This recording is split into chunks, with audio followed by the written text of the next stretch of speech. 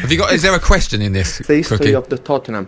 Is there a question? Well, the question is, where do Tottenham go from here? 6 points behind Manchester United as it stands. United have got a game in hand. They're trying to play catch up with Newcastle as well. Aston Villa in form did you a favour in that respect. But the brutal reality is that this Tottenham team, this Tottenham manager with no real experience at the top level, they're not good enough. It's the history of the Tottenham. Are they?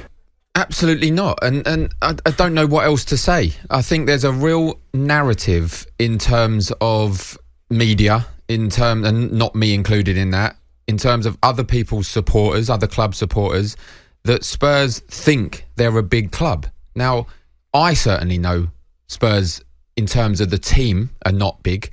In terms of where we should be finishing the league with the squad we've got, I don't think we should be challenging for Champions League with that squad. I really don't. I think European football, yes. I think if we were somehow to get into the top four, it'd be a miracle. And next season, if we continue the way we are, we'll go out early again in the Champions League. This football team is not good enough. It's got a defence that is probably Championship level. Even Romero, World Cup winner, a shadow of the player for Tottenham than he is when he plays for Argentina. You've got... But that's not a Championship player. So regardless, he may not be in the form. No, the defence, the actual line of defence as a whole, as a unit. Dyer in the England squad? The way they're playing, it's a Championship defence. I think they're conceding the Championship. Level. Okay, I just want to try and figure out, right? Because you said in the squad, that the squad shouldn't finish in Champions League. And I'm going to throw it, and I'm actually genuinely asking this question. So, Newcastle squad and Tottenham squad, is there much difference in you, player for player, in your head? Not that man for man. Not what Eddie Howe's getting out of his Newcastle team. It's a brilliant question. I'm talking about player for player, because it's easy to say what you're saying, because I think Tottenham's a big team, and it's not banter for me. I think Tottenham's a big team. Yeah. I do feel, and I agree in the sense where, you know, it may be underperforming, or the narrative that, you know, but they've been in the top four the last 5 years out of 4, whatever it's been. Yeah. So they're a top 4 team. You can't that it's there. But nothing changes. Nothing changes in terms of the disappointing results. Now, first and foremost, let's just say Bournemouth were sensational yesterday. They have been for the last few weeks. Gary O'Neill's doing a great job. We've said this in the boot room that they will stay up. All of us. All of us. All of us. All of us. Maybe you in around March time. But only when they beat Liverpool, you then all of a sudden jumped on the bandwagon. But you can carry on. Let's answer the question. Let's go through it now. Hugo Lloris and Nick Pope. Okay, Nick Pope is better. Hugo Lloris has maybe had a better career up to date, but in the last 2 or 3 years he's been off form. So Nick Pope I'd have over Kieran Trippier. I'd have over any of the right backs at Tottenham at the moment, and probably not just at the moment. So any of the right backs that play for Tottenham. In terms of the back two, which is what Newcastle play. Trippier is probably one of the best right backs in the Premier League. Agreed. So you know, not just Tottenham. Let's continue. Fabian Schär and Sven Botman. There's an argument Romero is as an individual player. Dyer? No, I'd have both of those players ahead of Dyer and Longley. Okay. I mean, they're both of them. There's an argument Romero is in terms of individual player, he's better than those two. Dan Burn and who do they play? Perisic. I mean, it's hard to compare, because Dan Burn is having a good moment. He's having a good time at Newcastle. You can't compare them because they're two different kind of players. He's more of a centre half that's playing left back. Perisic is one that's winger playing at left wing back. Yep. The two midfielders, Guimaraes, Joelinton, Willock, they play free. Oliver Skipp and Højbjerg. I mean, I'm going Newcastle midfield all day long. I agree with that. All day long out of those. There's no creativity for me. Højbjerg's okay. He breaks play up. There's nothing else in terms of setting what I would say out of the two is probably a better front three in terms of last season, didn't they? No, absolutely not. No. But there's a difference between loving them and saying you're on good form. Like, there's a difference, because Højbjerg has had good moments, had good seasons, but he's not a top 4 midfielder. He's not a top 4 centre midfielder. But would he get into any of the other top 4 teams? You wouldn't have said Linton just got made a midfielder. So before this season, you wouldn't have said the same thing. And but that's why it's difficult, because you're asking me the question now. Yeah. And I would compare. No, but it's the statement of the big club thing. So, and then, because the reason why I'm saying that, because there's a club that's above you that Eddie Howe's maximising the players. Yeah. So, and I get it. Right now, Newcastle's in tremendous form, but it's just player for player. So how many of them Newcastle players can walk into? So the front line of Tottenham, beats the front line of Newcastle. Well, yeah, I mean, there's an argument. Son and Kane as players, yes, absolutely. I wouldn't have any of them over, even on bad form. Okay, Son's on a bit of a bad run. I wouldn't have the Newcastle forwards. But if you look at Kulusevski, there's arguments of Isak, Callum Wilson, players like that say Maximin, when he's on pomp, there's an argument that he could replace. But I just, what it stems down to then at the end of the day is behind the scenes. And I've spoken about this before. And people sometimes say, how can you blame Daniel Levy, Joe Lewis? Joe Lewis is a businessman who wants to earn money off the football club. And he's got the perfect chairman to do that. You look at the stadium, unbelievable stadium, NFL stadium as well. So they're earning so much money off that. They've just taken a deal out with a go-karting track at Tottenham. They're making money off that.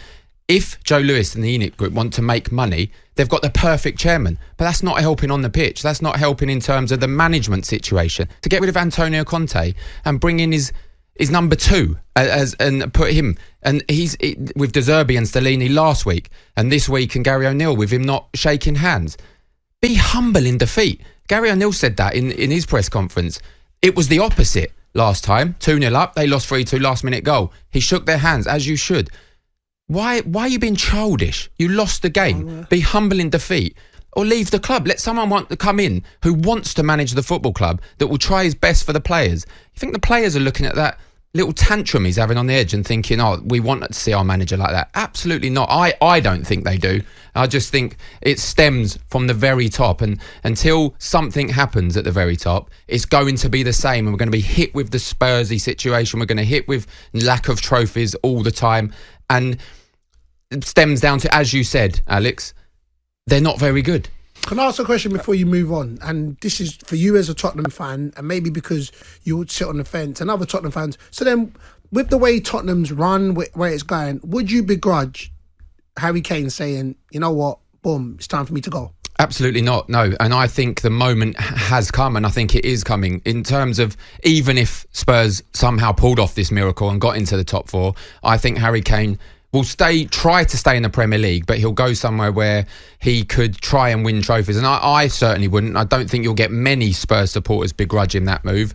But the problem then arises when I look at the likes of maybe Son. Okay, he's on a bit of bad form, but most clubs would still take Son. He'll be on his phone to his agent saying, well, they're not really progressing here anymore. Our best player's leaving. See if anything can come up with me. And you just start losing more players. No manager. A lack of ambition from the very top. This isn't a rant. I'm not ranting about Spurs, because I'll always love Spurs. I'll always be a Spurs supporter. I'll always want them to win. But at the end of the day, we haven't won a trophy for a very long time. The last major trophy was 1990. I was 6 or 7, the FA Cup, when Gazza was playing. No, the League Cup counts as a major trophy as well. It does for Spurs, of course, but that gets belittled by other football clubs. No, man, it's a cup, man. I'm talking. You haven't won that for a lifetime exactly. either. So the last major trophy is the FA Cup a long, long time ago, and it gets frustrating. I'll tell you what, Harry Kane would look good in that red shirt of Manchester United, wouldn't he? He's not going there. He's not going there. Even Daniel Levy's not sending him there. Do you know what? If he sells him anywhere, right, and in the Premier League, and I know that Daniel Levy is reluctant to sell Harry Kane to a rival, although what you've just said is that actually Manchester United and Tottenham aren't really rivals. He wouldn't sell him to a London club. He's not going to sell him to Chelsea, I wouldn't imagine. Liverpool are fully stocked in terms of strikers. Manchester City have Erling Haaland. If he's going to stay in the Premier League, the only real destination for him is Manchester United, and Erik ten Hag, I know, is a big fan. They're serious about trying to sign him, so don't rule it out, Tottenham fans. Harry Kane leading the line for Manchester United next season.